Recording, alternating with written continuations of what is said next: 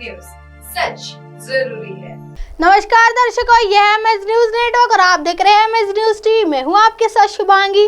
तो आइए देखते हैं आज की कुछ खास खबरें।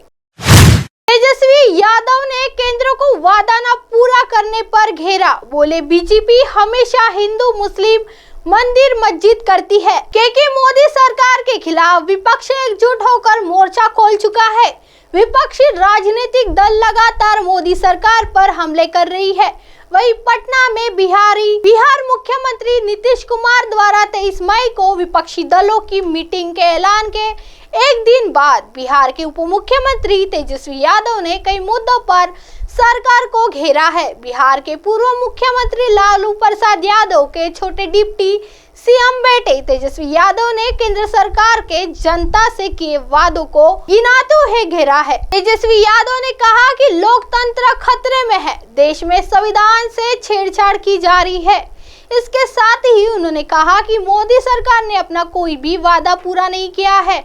ये कहा गया था कि हर साल 2 करोड़ बेरोजगारों को रोजगार दिया जाएगा, लेकिन नहीं दिया। तेजस्वी ने कहा कि मोदी सरकार ने यह भी वादा किया था कि हमारे बैंक खातों में 15 लाख रुपए दिए जाएंगे, स्मार्ट सिटी बनाई जाएंगी। ये भी कहा था किसानों की आय दोगुनी की जाएगी, लेकिन भाजपा सरकार ने अपना कोई वादा पूरा नहीं किया।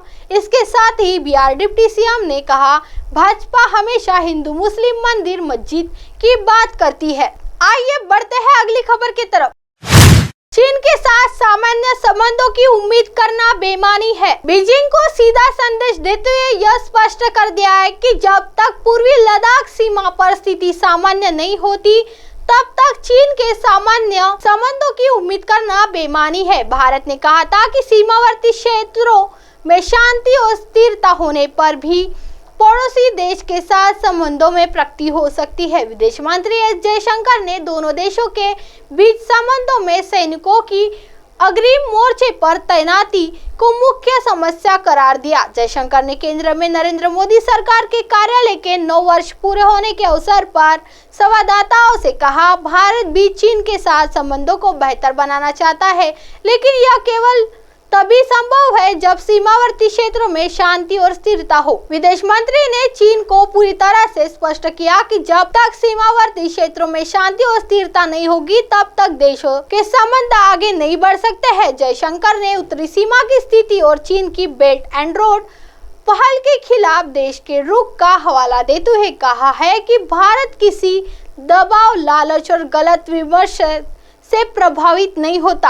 आइए बढ़ते हैं अगली खबर की तरफ। भाजपा ने बुलाई मुख्यमंत्रियों की बैठक। लोकसभा चुनाव की तैयारियों को लेकर भाजपा में शीर्ष स्तर पर विचार मंथन दौर जारी है। अगले वर्ष 2024 में होने वाले लोकसभा चुनाव की तैयारी को लेकर खास तौर पर चर्चा करने के लिए भाजपा के राष्ट्रीय अध्यक्ष जेपी नड्डा ने अब भाजपा शासित सभी राज्यों के मुख्यमंत्री और उप मुख्यमंत्रियों की बैठक बुलाई है। सूत्रों के मुताबिक भाजपा अध्यक्ष ने यह बैठक 11 जून को दिल्ली में बुलाई है। बताया जा रहा है कि भाजपा के राष्ट्रीय कार्यालय में मुख्यमंत्री और उप मुख्यमंत्रियों की यह बैठक शाम को शुरू होगी, जिसमें भाजपा अध्यक्ष जेपी नड्डा, केंद्रीय गृह मंत्री अमित शाह और भाजपा के राष्ट्रीय संगठन महासचिव BL संतोष के अलावा अन्य कई महत्वपूर्ण नेता भी शामिल होंगे। हालांकि प्रधानमंत्री नरेंद्र मोदी के इस बैठक में शामिल होने को लेकर अब तक की कोई स्पष्ट सूचना नहीं है, लेकिन यह बताया जा सकता है कि इस बैठक में पार्टी आलाकमान की तरफ से सभी मुख्यमंत्री और उप मुख्यमंत्रियों के साथ 2024 में होने वाले लोकसभा चुनाव की तैयारियों को लेकर विस्तार से चर्चा की जाएगी। अब आप हमारे चैनल को आपके मोबाइल पर भी देख सकते हैं। मोबाइल ऐप पर देखने के लिए play store MS news T आज डाउनलोड करें। इंस्टा, ट्विटर, हाईकुक, फेसबुक और कई सोशल मीडिया के प्लेटफॉर्म पर हमारा चैनल उपलब्ध है। आप इसे यूट्यूब पर भी देख सकते हैं। आप हमारे चैनल को लाइक भी देख सकते हैं www.msnewst.com पर। फिलहाल वक्त तो चला है दर्शकों ब्रेक से लौटने के बाद देखिएगा देश और दुनिया की तमाम खबरें। बने रहिए एमएस न्यूज टीवी पर। नमस्कार।